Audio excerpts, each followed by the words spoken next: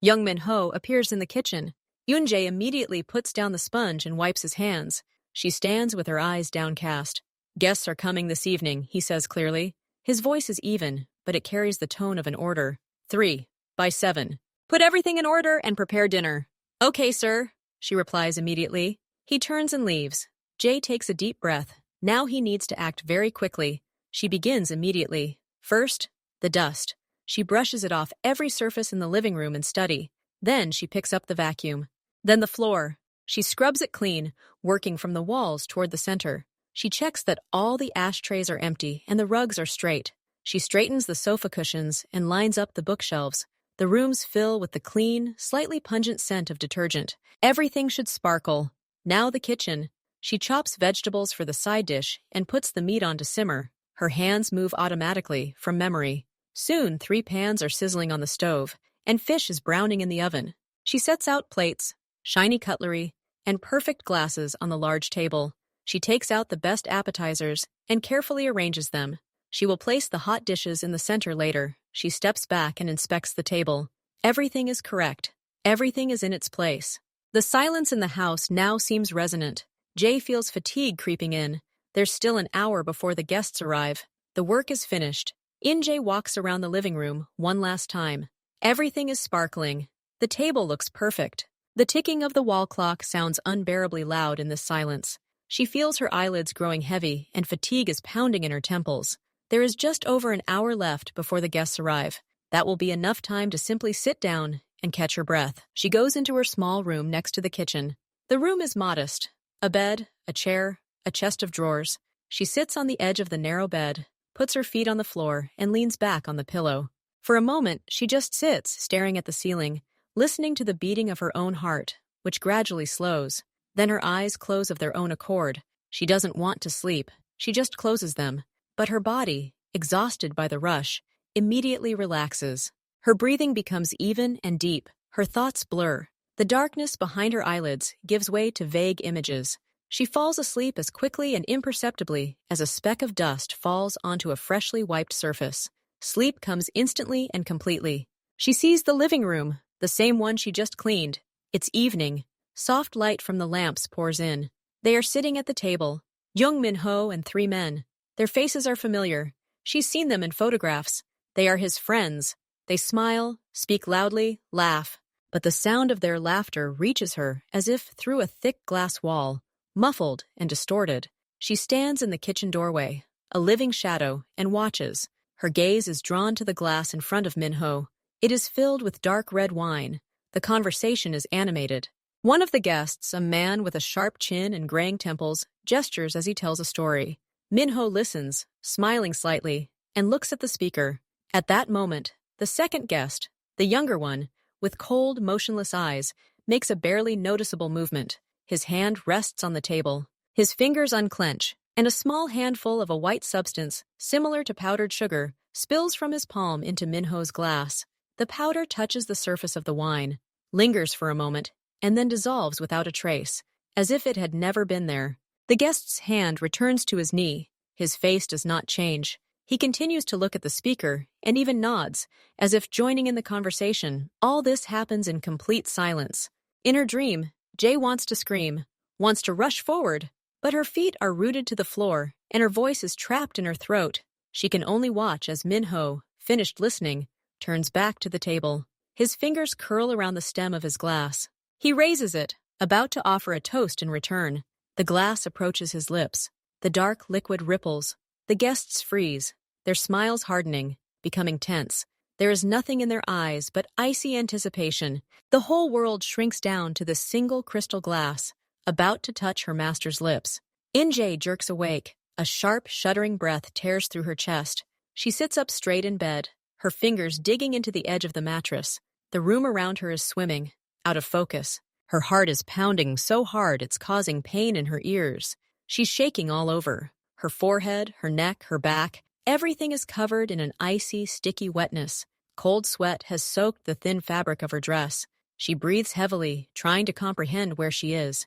This is her room. Evening, silence. Guests will arrive soon. Sleep. It was a dream, but it doesn't go away, doesn't crumble, as it usually does. It hangs before her eyes. every detail sharp and clear. The movement of her hand, the white powder, the glass, the icy eyes of the guests. The sense of danger is so real, so dense, that you can almost touch it. It fills the room, heavier than any smell. She slowly, as if forced, lowers her legs from the bed. The floor feels cold through her thin socks. The trembling doesn't stop. This wasn't just a nightmare. This was a warning. Too clear, too detailed.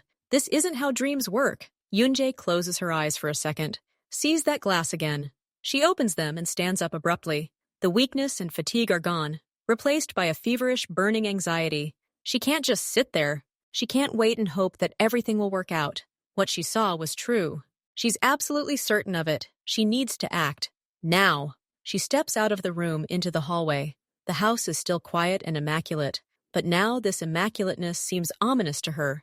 A stage set for a play where the protagonist is to be killed. She listens. Nothing. Only her own ragged breathing. The guests haven't arrived yet, but they will be here soon. And among them will be those who smile and yet carry death in their hands. She hugs herself, trying to warm herself, but the inner chill doesn't go away. Now she knows. And this knowledge is all she has. Anxiety grips her heart with cold fingers. Jay realizes she cannot just wait in her room. The dream was a call to action. She goes out into the hallway and decides to take a position. Her place is in the kitchen, from where she can see the entire living room through the partially open door. But today, that's not enough. She needs to see everything. She needs to hear every word. She stands against the wall near the kitchen door, blending into the shadows. She tries to keep her breathing quiet and even. Her gaze is fixed on the still empty living room, on the set table, on the very place at the head where Min-ho will sit. She mentally recreates the faces of the guests from the dream, absorbing every detail, the shape of their chins, their gait, the way they hold their hands. She is ready. She will become a silent, invisible shadow, but not a single movement will escape her attention. If the dream was true, she must see it. She must be there in time. At exactly 7 o'clock, there is a short, imperious ringing at the front door. Jay flinches, though she expected it. Jung Min-ho emerges from the office. He passes her without looking, his face calm and focused. She hears the door open, the sound of men's voices, a muffled greeting. The first to enter is a man named So-yoon. Jay recognizes him immediately, the same one with the cold eyes from the dream. In reality, they seem even more motionless, glassy. He smiles, shakes Min-ho's hand, and says something loudly about a long-ago encounter. His smile doesn't reach his eyes. Kim follows him, the one with the graying temples and the pointed chin. He carries an expensive bottle in a gift box. "For our meeting, old friend," he says, and his voice sounds warm, almost sincere. "No?" Yoon-jae sees his gaze flicker around the room for a split second, assessing and quickly as if checking out the situation. The third, Lee, seems the youngest and most nervous. He shakes Min-ho's hand vigorously, his laughter a little too loud. "It's been so long since we've all gotten together," he exclaims, his eyes darting from So to Kim, as if seeking approval. Min-ho greets them all with a reserved, polite smile. He invites them into the living room. The guests take off their coats, which are taken by a security guard who appears out of nowhere. They pass the kitchen door. Jay freezes, trying not to move. So's cold eyes rest for a moment on the doorway. She thinks he's looking straight at her, but his gaze slides on, not lingering. She releases the air she didn't realize she was holding. The men sit down at the table. Min-ho takes his place at the head. He nods to Yoon, Jay, and she comes out to begin serving the food. Her hands move automatically. She places hot dishes in the center of the table, discreetly pours water into the carafe. Her entire being is focused on observation. The atmosphere at this table seems cordial. So recalls some old, complicated case, and everyone laughs. Kim praises the food, turning to Min-ho. "Your maid, as always, is a charmer. You spoil her too much." Min-ho merely shrugs with a slight smile. Lee talks a lot, gesticulating, but his laughter still sounds a little strained. Yoon-jae, having finished serving, retreats back to his post by the door. She listens. They talk about business, neutral topics, plans for the future. It all looks like a normal meeting of old friends, but she sees what others shouldn't see. She sees how Elle's fingers tap their knee under the table, trembling nervously. She sees how Kim's gaze constantly returns to Min-ho, studying, assessing, and she sees the most important thing, the icy, absolute stillness of So's face. He smiles at the right moments, nods, but his eyes don't change expression. They are empty, like a fish on ice. She looks at the glass in front of Min-ho. It's still empty. The wine hasn't been poured yet. Yoon's heart, Jae's heartbeat begins to quicken. Soon. It has to happen soon. She's ready. Her body is tense like a string, ready to break at any moment. She's a shadow about to turn into a shield. Kim picks up the bottle he brought. Let me do you the honor, Min-ho. This is something special, he says with a smile. Min-ho nods in agreement. Jae freezes, her gaze fixed on the bottle and the empty glasses.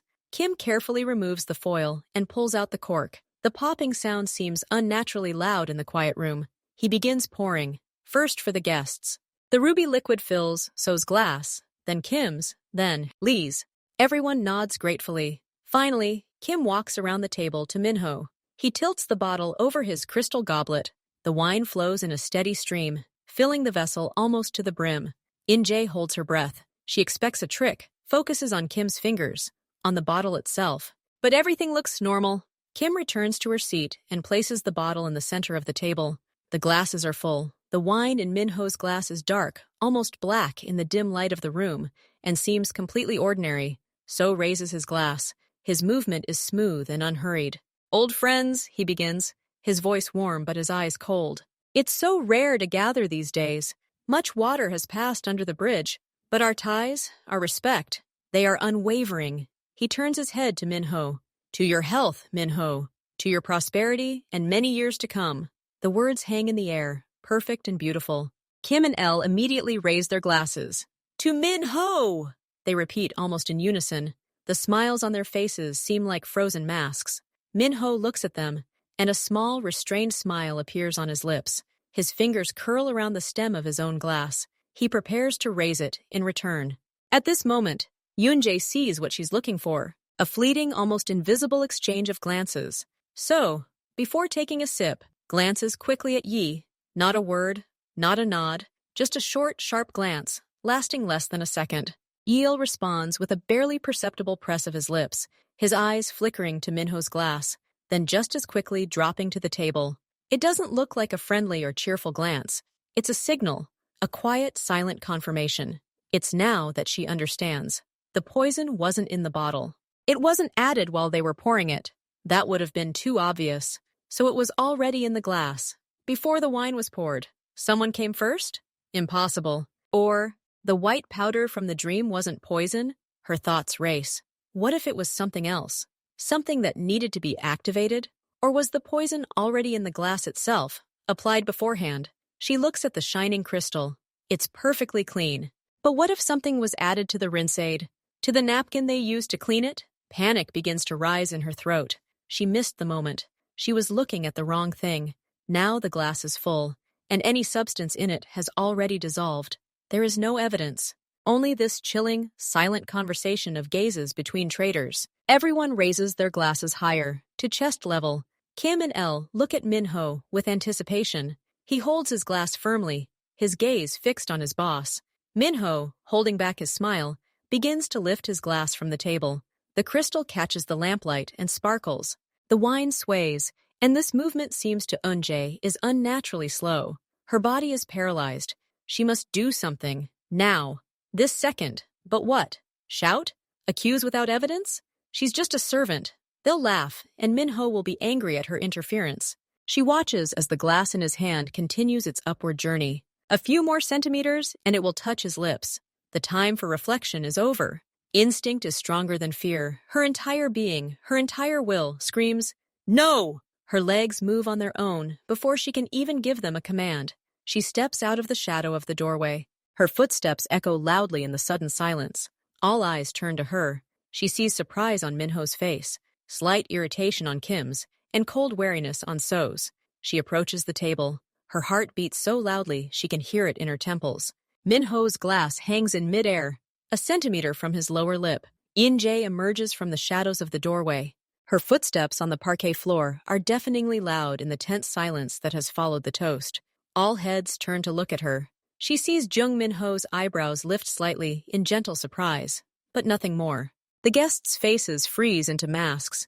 Kim's with a slight, condescending curiosity, Lee's with confusion and fear, and Seo's with absolute icy impenetrability. She approaches the table, stopping an arm's length away from Min-ho. Her own glass, which he had just raised, still hangs in midair, a centimeter from his lips. He doesn't lower it, simply looks at her, waiting for an explanation. The weight of that gaze almost physically presses on her, but it's too late to retreat. She takes a deep breath, trying to force her voice to sound firm, but it still breaks mid-sentence. Her hands shake, and she clenches them into fists, hiding them behind her back. "Master?" she begins, addressing Minho, but her gaze darts to Seo. She points her chin at his glass.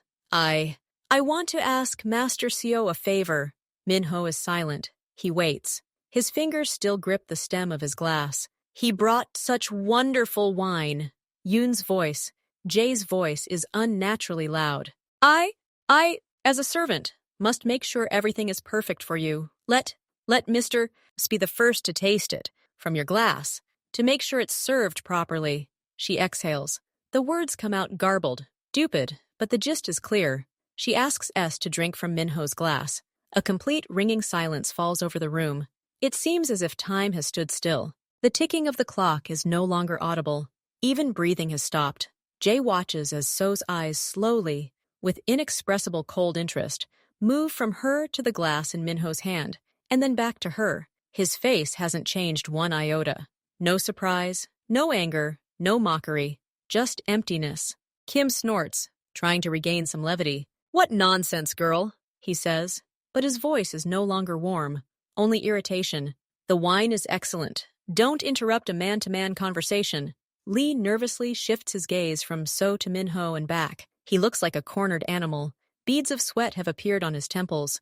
But most importantly, no one moves. So doesn't reach for the glass. He doesn't even try to pretend this is a joke or a ridiculous misunderstanding. He just sits and watches. His silence is louder than any scream. Kim also falls silent, catching the static. Minho slowly, very slowly, sets his glass back on the table. The sound of crystal touching wood cracks like a gunshot. His gaze, previously neutral, now becomes sharp and focused. He glides over the faces of his guests, noticing Lee's pallor, Kim's irritated bewilderment, and So's deathly stillness. He says nothing, but the atmosphere in the room changes. From welcoming, it turns icy and suspicious. The silence becomes unbearable. Jay feels despair wash over her. They're not playing by her rules. They're just keeping quiet, hoping this will just work itself out. But she can't let that happen.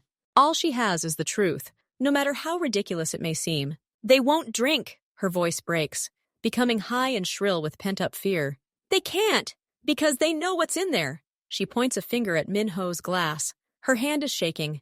"I saw it! I dreamed it!" The words come out in a stream, incoherent. "Today, when I was resting, I dreamed it all. I saw them sitting at this table, one of them pouring something white into your glass when you weren't looking, and they looked exactly the same, with the same eyes." She glances at the guests, and her gaze stops on So. You looked at him as if you were waiting, just like in my dream. And you just looked at him." She nods, towards Lee. "You gave him a sign. I saw it. Why aren't you drinking? If the wine is good, why don't you try it from the master's glass? What's the problem?" Her accusations, mixed with the story about the dream, sound insane. Kim's face distorts with a contemptuous smirk. "A dream," he repeats with incredible sarcasm. "Minho, your maid has gone mad with zeal. She dreams all sorts of nonsense, and she disrupts our evening with her fantasies." But young Minho doesn't look at Kim. His gaze, heavy and implacable, is riveted on So. He watches his reaction. And he doesn't react at all. He doesn't deny, doesn't get indignant, doesn't laugh. He simply continues to sit, as if carved from stone. This is not the reaction of an innocent person. It is the calm of someone who is caught, but not broken. "Hyun-soo," Minho says quietly but clearly, addressing So by name. "The girl asked a question. Answer.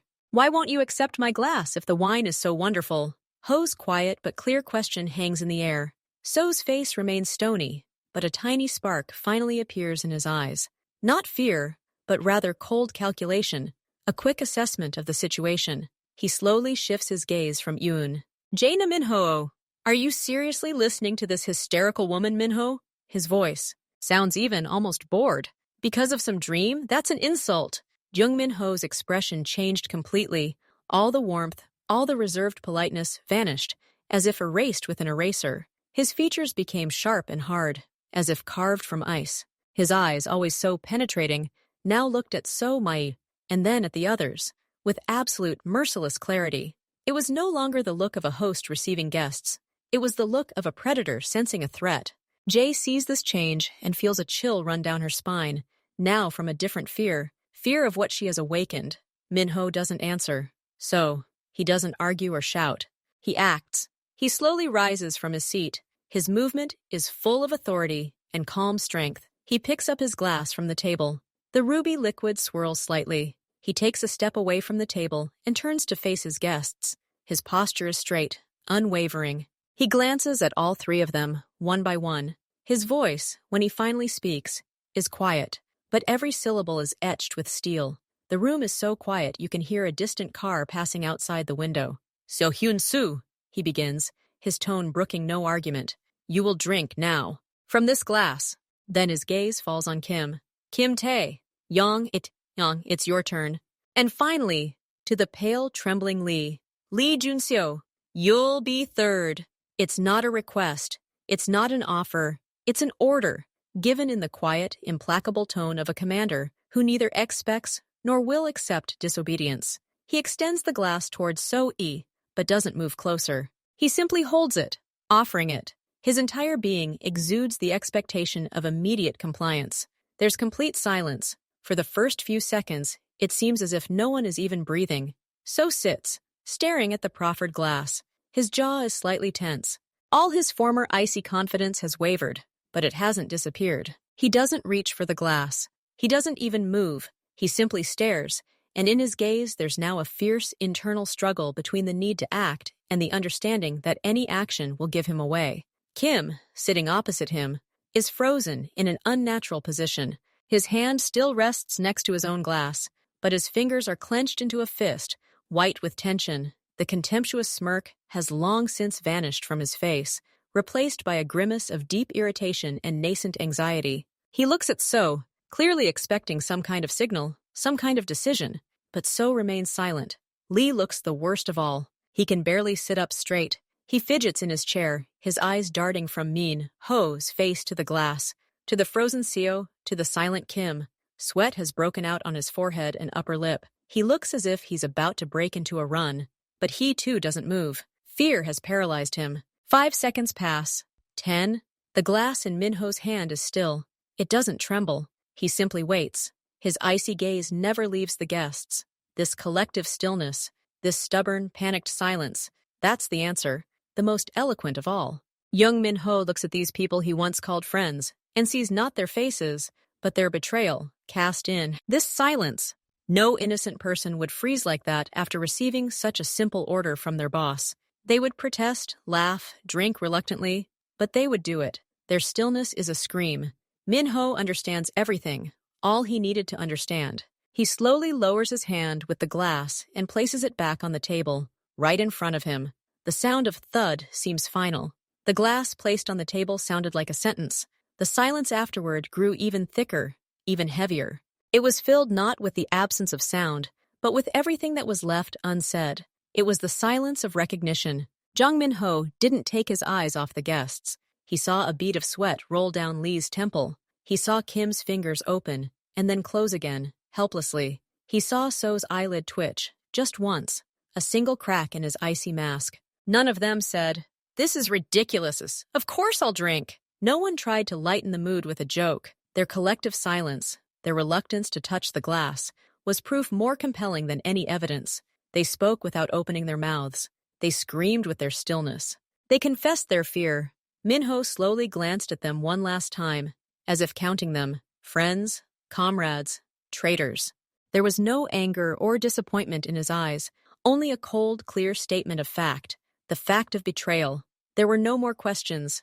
Yoon-jae, still standing at the edge of the table, froze, holding her breath. She saw the understanding finally and irrevocably reflected on her master's face. The deed was done. Jung Minho took a step back, moving away from the table. His movements were precise and economical. He raised his hands, not in a placating gesture, not in a plea. He simply clapped his hands once, sharply and loudly. The sound of the bang echoed through the spacious room like a gunshot. It was unexpected and absolutely commanding. After a long, drawn-out silence, It sounded like an alarm, like a call to arms. Jay jumped in surprise. The guests at the table also flinched.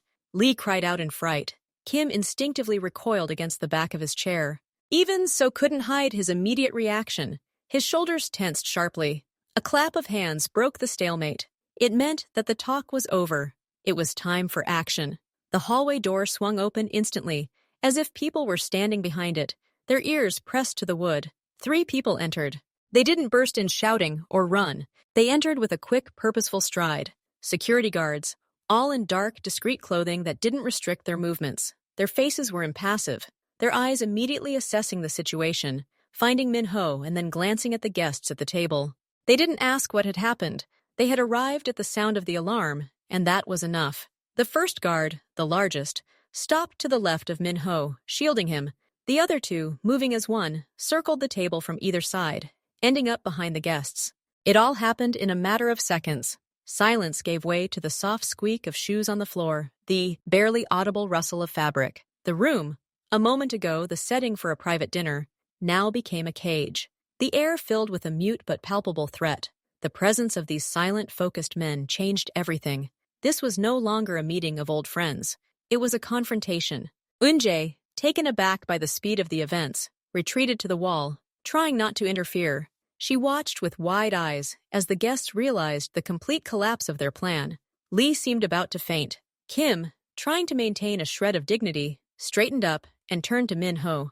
"Min-ho, this is madness. Because of the words of a crazy maid?" His voice trembled with rage and fear. But Min-ho was no longer looking at him. He was looking at So-wei, who finally slowly raised his head and met his gaze. There was nothing in So's eyes now but the cold, empty determination of a cornered beast. Everything was ready. Security was in place. The traitors were under control. All that remained was to give the next order. Jung Min-ho didn't answer Kim. His gaze spoke louder than words. He merely nodded slightly. The guards understood his silent command.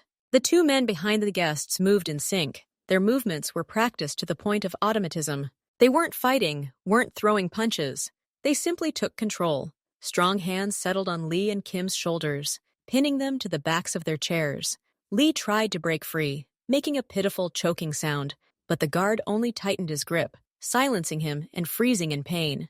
Kim tried to stand, but was immediately, almost gently, yet with undeniable force, pushed back down. So proved more difficult. As the guard approached him, he jerked forward, trying to push the chair aside and jump to the side. But the third guard, standing next to Min-ho, was already there. He intercepted So with a swift movement, blocked his arm, and pinned him with his palm to the table. The creaking of wood and So's heavy breathing broke the silence. A second later, he too was immobilized, sitting in his position, but now his shoulders were pinned back by strong hands.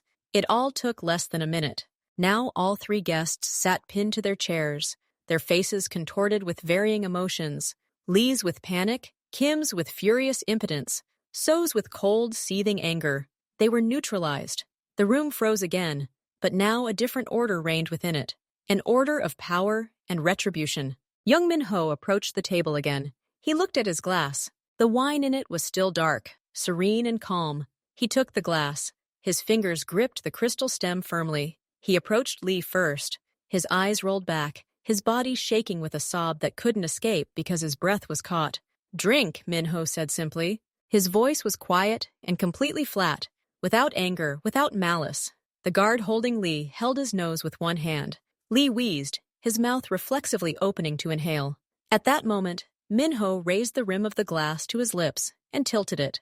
Dark liquid gushed into Lee's mouth. He tried to spit it out, choking, but the guard abruptly lifted his chin, forcing him to take a sip. Lee choked and coughed, his eyes filling with tears and silent horror. Then Min-ho approached Kim.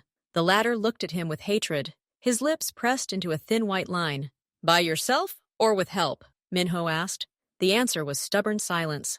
A nod. The guard clamped down on Kim's jaw, forcing his mouth open.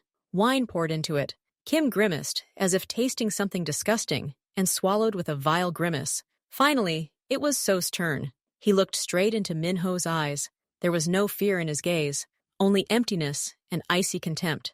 "To your health, Hyun-soo," Min-ho said quietly, and for the first time, a subtle, bitter irony could be heard in his voice. He himself raised the glass to So's lips. So didn't resist. He opened his mouth and took a deep sip, never breaking eye contact. He drank as if it were his last will, to accept it with a show of dignity. The glass was empty. Minho placed the empty crystal glass back on the table.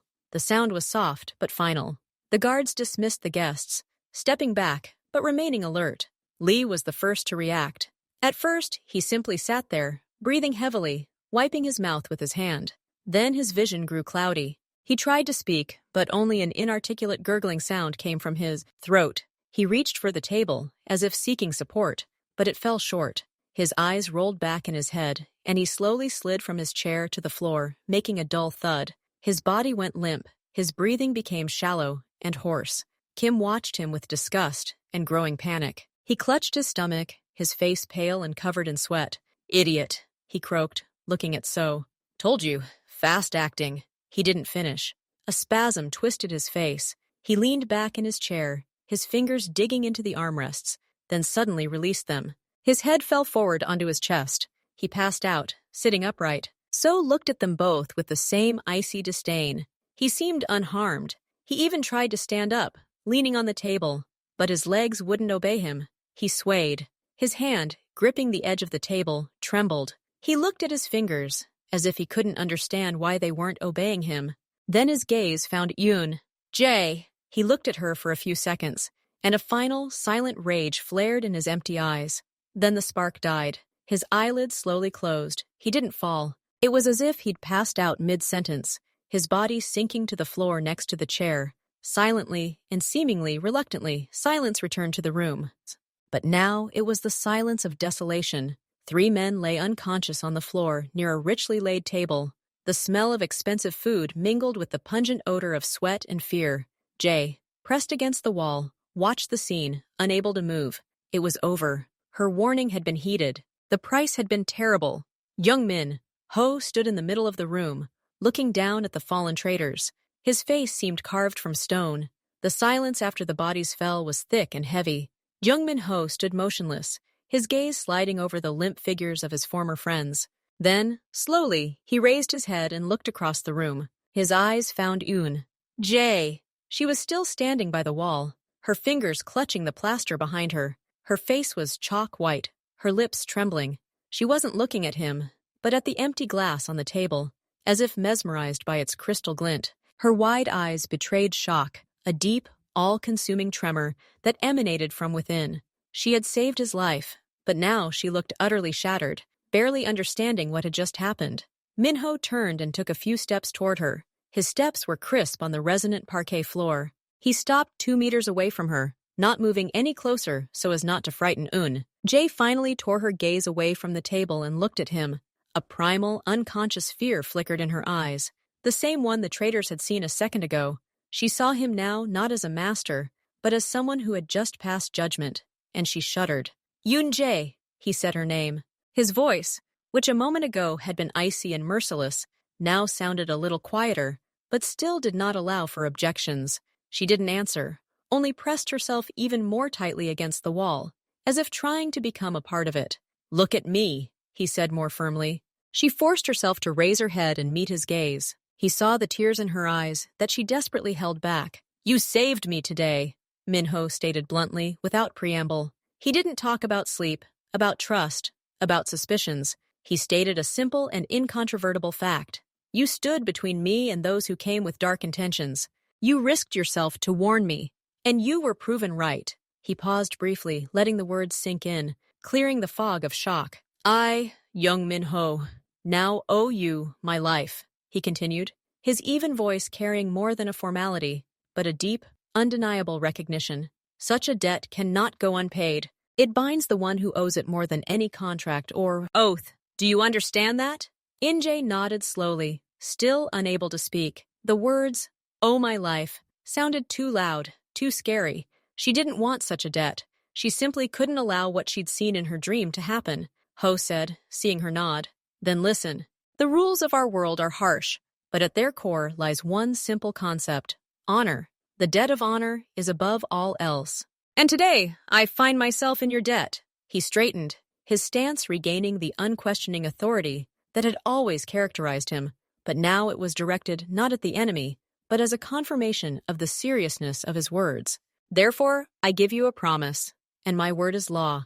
Ask for anything, anything that can be bought, any deed that can be accomplished, any place to go. Name your wish, and it will be granted, without questions, without hesitation. This is your reward and my commitment. He fell silent, looking at her intently, waiting. The room was quiet again, except for Yoon's heavy, ragged breathing. The guard stood motionless, not interfering, having removed the bodies from sight. The table with its untouched food and empty crystal goblet now seemed like a macabre monument to what had just happened. And between this table and the wall, another quiet drama unfolded. A girl in a simple dress, trembling all over, and a powerful man offering her any gift in the world in payment for a debt that could not be measured in money. The weight of his offer hung in the air, oppressive and unbelievable. Jay opened her mouth to speak, but no sound came out. She swallowed, trying to gather her thoughts, her courage. She truly did have one desire, one that had been ingrained in her for a long time, but saying it now, after all this horror, seemed the most insane thing in the world. The silence dragged on, becoming unbearable. Jay felt every heartbeat echo in her temples. Min-ho's words hung in the air, vast and impossible. Any wish! She looked at his stern, impenetrable face, at those eyes that had just witnessed betrayal and pronounced judgment. And somewhere deep inside, beneath layers of fear, shock, and awe, that same old, secret feeling she had so carefully concealed all these years stirred. It was madness. But wasn't her actions today madness? Wasn't this evening madness? She swallowed the lump in her throat and forced herself to straighten, pushing herself away from the wall. Her hands, still trembling, were clasped tightly in front of her. Master! Her voice was hoarse, barely audible. She swallowed again and tried to speak more clearly. I have no desires for things, or for deeds. She saw how his gaze became even more focused, questioning. Heat spread across her cheeks. She felt them burning. She lowered her eyes, unable to withstand his piercing gaze, and stared at her intertwined fingers. I have served in this house for a long time, she began, and the words flowed of their own accord, quietly and unevenly. And all this time, I didn't even dare think. Beauty! She raised her eyes to him, and tears stood in them, no longer from fear, but from desperate courage and shame. My only wish, it's not about things, it's about my life. I've had feelings for you for a long time, deep and wrong, and if I can ask for anything, she paused, gathering her courage, and blurted out the last thing, almost a whisper, but in the silence of the room it rang out loud and clear. I would like to be your wife. Having said this, she lowered her head, as if expecting a blow. Her neck and ears were burning, her ears were ringing. She had just committed either the greatest stupidity of her life, or the only truly brave act. Absolute silence fell. Even breathing seemed to freeze. Jung Min-ho didn't move. He stood, looking at the maid's bowed head, her reddened ears, her fingers white with tension. His face, usually so expressive in its restraint, became completely blank. A sudden confusion flashed in his eyes, as if he had just heard a sentence in an unknown language. He blinked slowly, almost mechanically, as if rebooting his consciousness. Wife. The word echoed hollowly in his head. He'd expected anything: money, protection for her family, a new home away from this world, even revenge. He was prepared for anything but that. It was so far removed from any calculation, from any logic in his world, that for a moment his mind simply refused to process the information.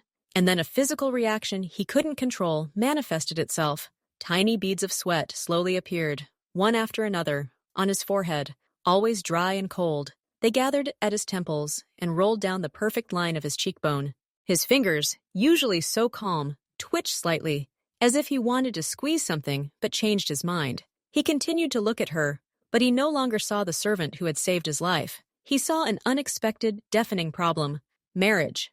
To a servant. In his situation, it would be a scandal, ridicule, weakness in the eyes of enemies and allies alike. His mind frantically searched for a way out, a loophole, but only came across his own words.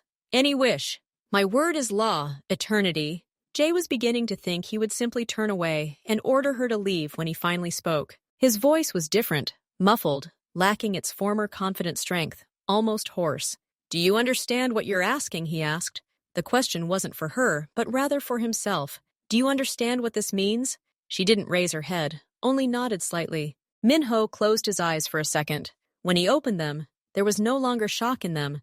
There was a tired, heavy resolve. He had given his word in front of his people. He had declared a debt of honor. To retreat now would be to destroy the foundation of his own power, his own authority. His word was all he had at the end of the day.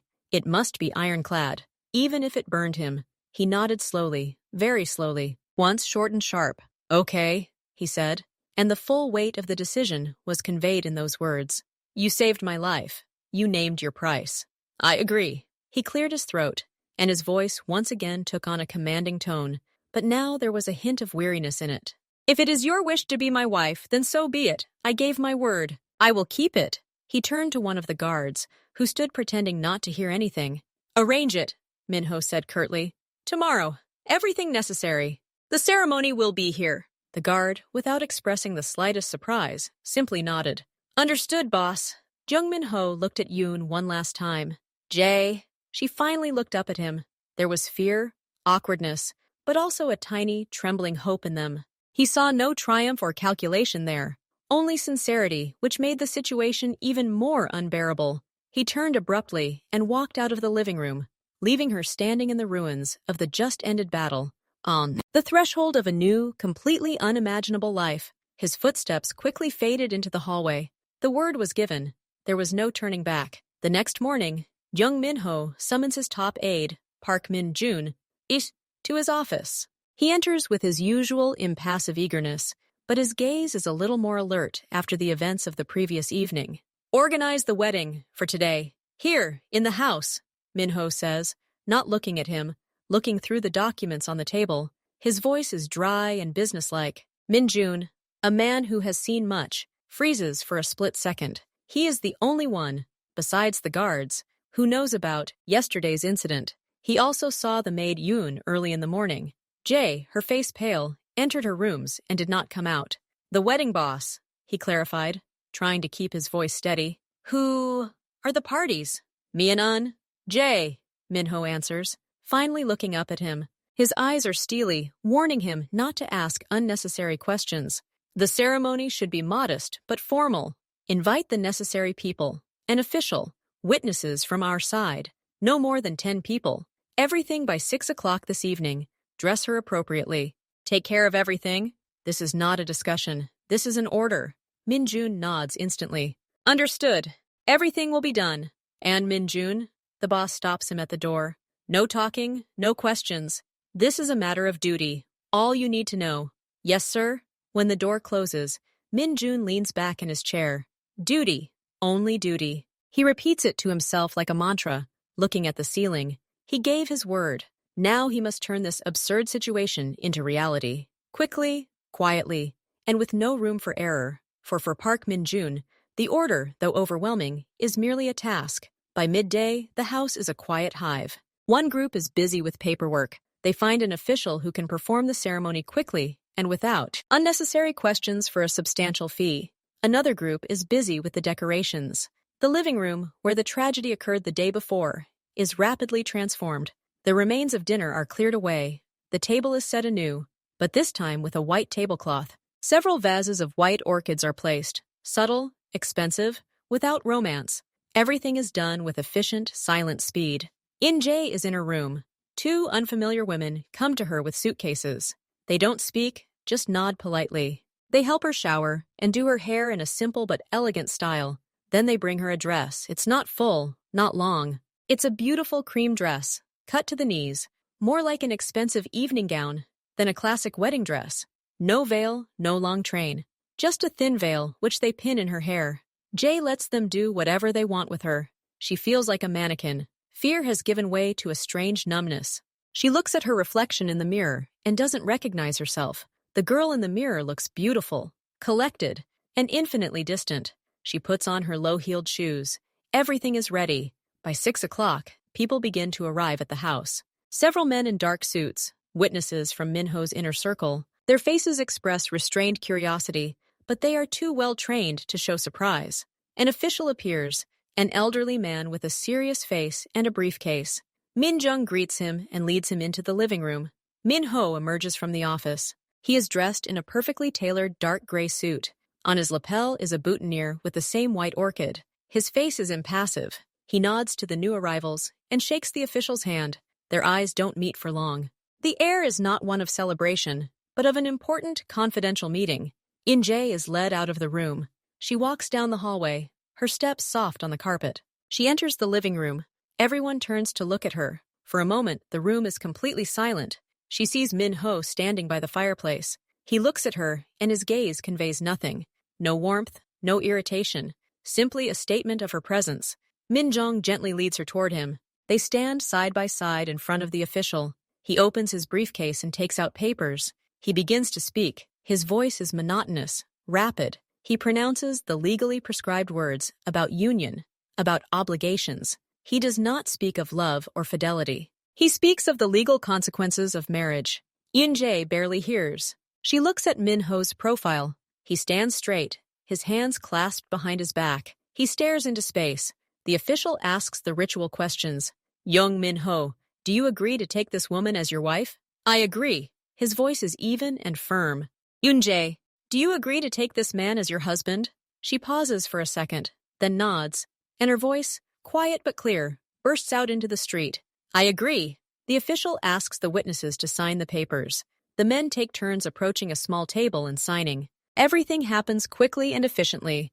Then the official pronounces them husband and wife according to the law. No rings, no kisses, just a legal act. When the papers are signed, the official packs his briefcase, nods to Min-ho, and accompanied by Min-jun, leaves the room. The witnesses, having received a brief nod of thanks from the boss, also quietly disperse. 10 minutes later, only the two of them remain in the living room. They stand by the fireplace. Orchids sit on the table. It's getting dark outside. Min-ho finally turns to face her. It's done, he says. His voice sounds tired. You are now the mistress of this house. Your things will already be moved to the master bedroom. You will have your own status. It's part of the agreement. He doesn't say, my wife. He talks about status, about the house. Jay looks at him. The numbness begins to slowly recede, leaving behind emptiness and a vague, unclear anxiety. Thank you, sir, she says quietly, out of habit. He winces, as if at this address. Now we are formally husband and wife. Address us accordingly when we are in public, he corrects her, but there is no softness in his voice, only an instruction. And here, he pauses, looking around the room. Here we simply fulfilled the conditions of our duty. He turns to leave, but stops. Dinner will be served in an hour. Be ready! And he goes out, leaving her alone in the middle of a large, beautiful, absolutely silent living room in her beautiful cream dress. She slowly approaches the window, looks at the lights coming on in the city. She has achieved her impossible desire. She has become his wife, but the cold in the room seems deeper than ever. The union is made, the duty is fulfilled, and what will happen next? No one knows now. Yunjae stands alone in the living room. The silence after everyone has left weighs on her ears. She slowly runs her hand over the fabric of her new dress. It's beautiful, expensive, but it doesn't belong to her. Like everything else now, she leaves the living room and walks down the hallway. The house she knew every corner of looks different now. It's empty and too big. She climbs the stairs to the master bedroom, a place she used to only go to clean. The door is slightly open. Inside, her modest suitcase and a few dresses on hangers are already lined up next to Min-ho's massive wardrobe. The contrast is striking. She sits down on the edge of the enormous bed, covered in expensive gray silk. She sits motionless for several minutes, simply staring at her hands. An hour later, there's a soft knock on the door. It's a maid, but not the one who used to help in the kitchen. A new, silent woman in a stern uniform. Dinner is served, mistress, she says, looking down. The word mistress sounds unfamiliar and awkward. Jay nods and follows her downstairs to a small, rarely used dining room. The table is set for two. Min-ho is already seated at the head of the table. He's changed into a black housecoat. He looks at her as she enters, gesturing to the seat to his right. She sits down. Dinner is light dishes, soup, fish. They eat almost in silence. The only sound is the clatter of cutlery on porcelain. Tomorrow, Min-jong will discuss the house budget with you. Your new responsibilities, Min-ho finally says, not looking at her.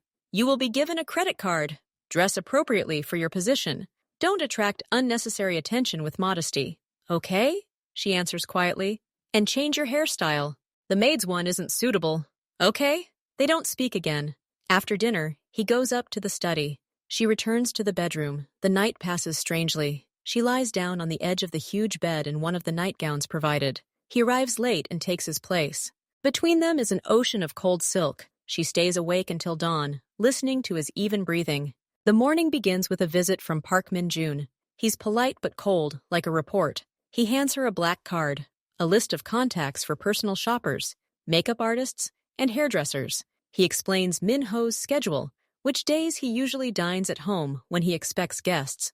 Your main responsibility now is to represent Mr. Jung's interests outwardly. Be an impeccable hostess. Do not ask questions about his business. Do not enter the office unless summoned. I recommend attending the etiquette classes I'm organizing, he says, and it sounds like an order. She agrees to everything. Then she goes into town with one of the new maids, who also doubles as a bodyguard. A visit to a beauty salon. The hairdresser, seeing her plain old hairstyle and embarrassed expression, is initially condescending. But upon learning the name she must now provide for the appointment, his expression changes. He works quickly and respectfully. When she looks in the mirror afterward, she sees a different woman, elegant, with a sleek, fashionable hairstyle. This woman looks at her with someone else's eyes. Shopping. She's led into boutiques where prices aren't posted. The salespeople, upon learning her new name, bow slightly. She chooses dresses, suits, and shoes based on the shopper's advice, almost without looking. Everything seems unreal. That evening, Min-ho comes to dinner. He takes a quick look at her new hairstyle and her simple but expensive dress. Better, he says monotonously, and that's all. So a week passes. They live under the same roof, like two actors playing roles. He leaves early, returns late. Sometimes his business partners come to dinner with him. Jay plays the role of hostess flawlessly. She greets, smiles, oversees the dinner service, and makes light conversation about neutral topics. The guests are polite to her, but their glances betray curiosity and a hint of mockery. Everyone knows where she comes from. Everyone sees her as nothing more than the boss's quirk, a payment for a strange debt. The household staff is polite but distant. They carry out her orders flawlessly, but their eyes lack the warmth or simple respect that sometimes flickered before. To them, she is now a mistress who has risen from the depths. Not one of them. Behind her back, she catches quiet whispers that die down as soon as she appears. One night, she wakes up screaming. It's a nightmare. She lies there, breathing heavily, her heart pounding. Next to her, Min-ho lies motionless. She's not sure if he's awake. I dreamed, she begins to whisper into the darkness, unable to contain herself. That glass again. Sleep, Jay. His calm, sleepless voice comes from the darkness. It's over. Don't go back to it. And he rolls over. The wall between them isn't just physical. It's made of ice and convention. He fulfills his duty, providing for her materially and granting her formal status. But he himself isn't behind this wall. 10 days later, an incident occurs. Min-ho leaves for 2 days on business in another city. Jay is left alone. On the evening of the second day, an uninvited guest arrives at the house. It's one of her old partners who wasn't at that fateful meeting but had heard rumors. He insists on meeting, telling the security guards it's urgent. Yin-jae, mindful of her duties as a hostess, receives him in the living room. The man, Kwon, looks at her with open disdain. I urgently need to convey something to Min-ho, he says, not hiding his impatience. Where is his black notebook? He usually leaves it in the library. He himself asked me to get the data. She knows this is not true. Min-ho never said anything like that, and access to his library and study is strictly prohibited to everyone. Mr. Jong left no such orders, she answers evenly, although her heart sank. I will contact him for confirmation. No time to wait. Kwon raises his voice, trying to intimidate. Don't you understand who I am? Give me the book and that's it. Mind your own business, maid. He throws out the word maid with such sarcasm that Yoon-jae blushes.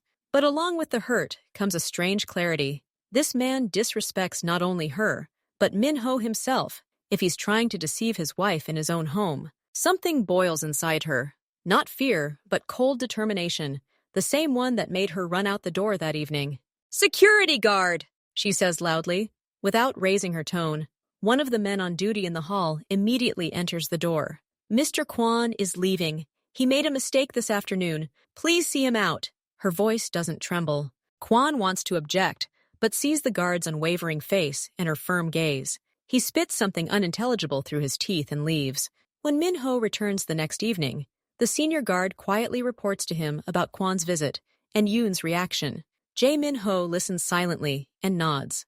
At dinner, he suddenly says, looking at his plate, "I was informed of Kwan's visit." She tenses, expecting a reproach for taking things personally.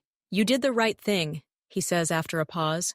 "That man will no longer be in our house, or in my affairs." She looks at him, surprised. He looks up at her, and for the first time in all these days, she sees in his eyes not just an assessment, but something like weak, fleeting approval. "Thank you," she breathes out. He doesn't answer, but this night passes differently. He doesn't go straight to the study after dinner, but stays in the living room, looking through the newspaper. She sits in the armchair opposite, reading a book. The silence between them is no longer so icy. It is almost comfortable. The next morning, a small but important event occurs. Min-ho, who usually leaves at dawn, lingers over breakfast. He watches her carefully eat toast. "There will be a small reception this evening," he says. "Local businessmen and their wives. A simple formality. Be prepared." "Okay," she nods, already accustomed to such assignments. "Yi-yoon, Jae." He pauses, as if choosing his words. "Don't let them look down on you. You're my wife. This is your home. Remember that." He says this not as a gentle parting word, but as an instruction, as a necessary condition for the evening's success. But for her, these words mean more. It's an acknowledgement of her position, not from a position of duty, but from a position of will. In the evening, she appears before her guests in a dark blue dress, which emphasizes her new confidence. She no longer lowers her gaze. She greets guests with a slightly more natural smile. When one of the wives, a woman with a haughty glint in her eyes, asks a pointed question about her former job, Yoon-jae smiles calmly. "Everyone finds their calling in their own time.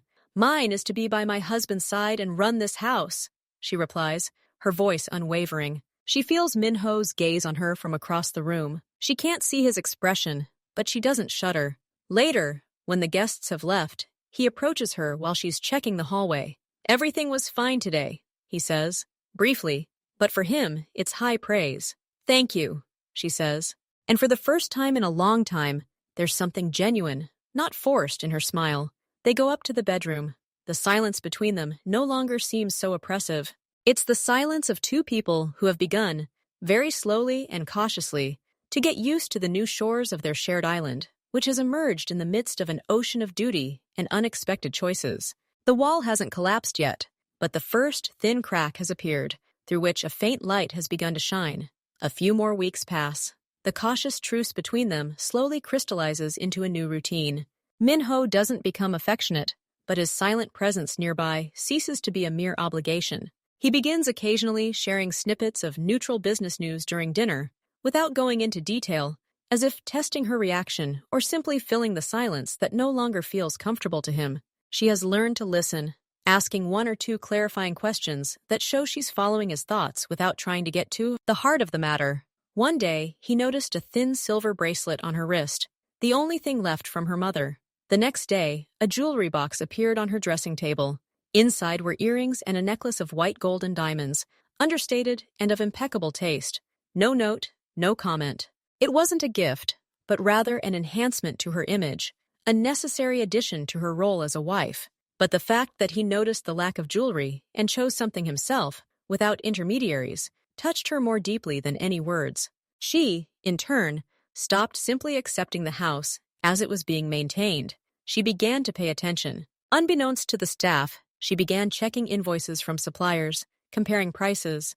She discovered an overpayment for flowers and delicately, through Minjong, replaced the florist. She studied Min-ho's schedule and ordered that a thermos of hot ginger tea, the kind he'd once absent-mindedly declared tolerable, be kept in his office on days when he returned late. She didn't make a big deal out of it, simply instructed the cook. A few days later, he stopped in front of her in the hallway as he was leaving his office. "The tea was nice. Thanks," he said, and moved on without waiting for an answer. For him, it was like a statement of the weather. For her, it was a small victory. The idol, fragile as first ice, was broken by a phone call. It was the lawyer handling Min-ho's case. He was talking about those 3 incidents, as they now euphemistically called them. They called it the night of the poisoning. Her official testimony was needed to close some formalities, The question wasn't the fact itself, but the details. What exactly she saw in her dream. How accurately she described the guest's actions. The lawyer was polite but insistent. After the conversation, an old familiar shudder ran through her. All the horror of that night returned in vivid, sharp flashes. She sat in the office, which now served as her small workspace, and couldn't stop her hands from shaking. When Minho returned, she was still groggy. He immediately grasped her state. His gaze grew sharp. "What happened?" She haltingly explained about the lawyer's call. Minho's face turned stony. He left silently. Half an hour later, Minjong informed her that all questions from the lawyer would be forwarded exclusively through him, and she would not be disturbed again. "The master insisted," the assistant added, and for the first time something other than professional, coldness, a faint hint of respect, was heard in his voice. But that evening, the fear didn't subside. She tossed and turned in bed, images from her dream mingling with the real memories of falling bodies. Suddenly, she felt movement nearby. Minho turned toward her. In the darkness, she couldn't see his face, only heard his even, firm voice. "EJ, it's over. They're no longer a threat. No one will harm you because of that incident. You're safe." These weren't words of comfort. It was a statement of fact, spoken with the same absolute certainty with which he gave orders. And for some reason, it worked harder than any persuasion. The trembling gradually subsided. She nodded in the darkness, realizing he wouldn't see it, and whispered, "Sorry for disturbing you." He didn't answer, but he didn't turn away either. He continued to lie there, staring at the ceiling, his presence in the darkness suddenly not oppressive, but protective. For the first time in forever, she fell asleep peacefully next to him, feeling not awkward, but a strange shelter. Another business dinner.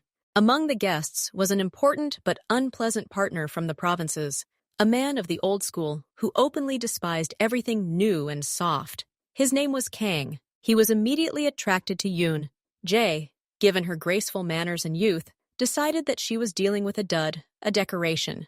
At the table, when the conversation turned to new markets, Kang chuckled and turned to Min Ho, but looked at Yoon Jae. "Well, these days, of course, the trends are different.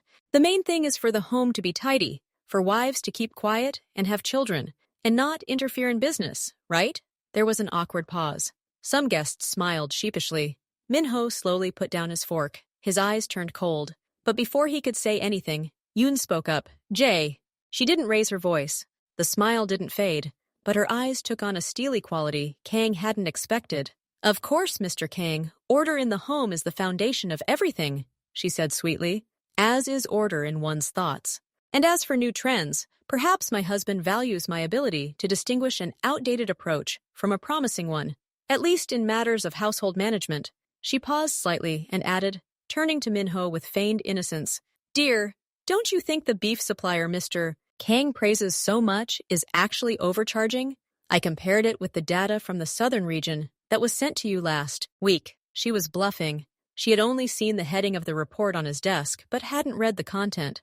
But she said it with such confidence that everyone believed her. Minho hid his surprise behind a thoughtful expression. "Perhaps you're right. I'll have to look into it," he said, and his voice held a hint of subtle mockery, aimed at Kang. Kang's face turned purple. He realized he had been humiliated, and by someone he considered a nobody. The rest of the evening passed quietly. After the guests left, Min Ho, taking off his jacket without looking at her, said, "Southern region, you took a risk." The data was for a different product. Her heart sank, but then he added, already looking at her, and something vaguely resembling a smile twitched at the corner of his mouth. But the hit was spot on. He was stupid and greedy. "Thank you." That evening, he didn't go to his office. They were sitting in the living room, he with cognac, she with tea. He suddenly asked, "Why did you do that?" "You could have kept quiet," she thought, "because he didn't respect you. And this house, it's my home now too." He looked at her for a long time, and then simply nodded, as if he was checking off a box in his mind. Autumn had arrived. Min-jun brought a list of charitable events to which their family traditionally donated for approval. Min-ho, as always, was going to mechanically approve everything, but this time, he unexpectedly gave the list to Yoon. "Jae, pick a couple. It's up to you," he said. It was the first time he trusted her with a decision unrelated to the house. Not an order, but a choice. She studied the list. Animal shelters, aid to children's hospitals, support for traditional crafts. Her gaze lingered on a small foundation dedicated to the training and employment of young women from disadvantaged families. She looked up at Min-ho. "These two," she said, pointing to the foundation and one of the children's hospitals. "Why?" he asked, not out of curiosity, but to understand her logic. "Because aid should provide a chance, not just support existence," she answered simply. He looked at her, then at the list, and nodded again to Min-jun. "Do as Mrs. Jung says."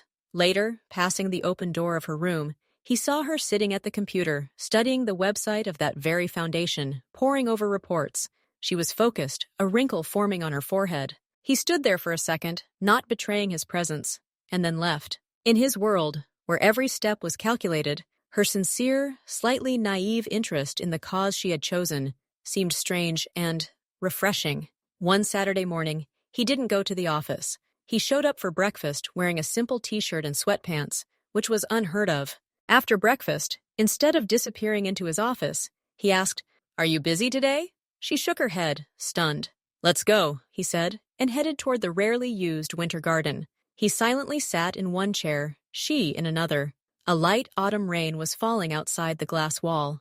They sat like that for perhaps half an hour, not saying a word, just looking out at the rain. There was no tension, no need to fill the silence. It was simply being together in a moment of peace. And in this silence, Eun-jae suddenly realized that the fear had completely vanished. The awkwardness had dissolved. Sitting next to her wasn't a menacing boss or a formal husband. It was young Min-ho, a man with his heaviness, with his fatigue, with the wall he'd erected around himself, and which he was now, perhaps without even noticing, beginning to dismantle brick by brick, allowing her to see beyond it. And he, looking at the drops trickling down the glass, thought how strange this feeling was, not being alone in silence, that it wasn't irritating, that this quiet comfort next to this woman, who had entered his life as an absurd necessity, had become familiar, and perhaps even desirable. They didn't become closer in the conventional sense. There were no hugs, no confessions, no passion, but a thin, strong thread stretched between them, a thread of mutual, silent recognition, an acknowledgement that they were now a team, not out of love, not out of passion, but out of a strange, twisted logic of duty that had imperceptibly evolved into something else. What exactly, they themselves didn't yet know, but the starting point for this other was set precisely on this rainy morning, in the silence of the winter garden, where two lonely people simply sat side by side, and that was enough.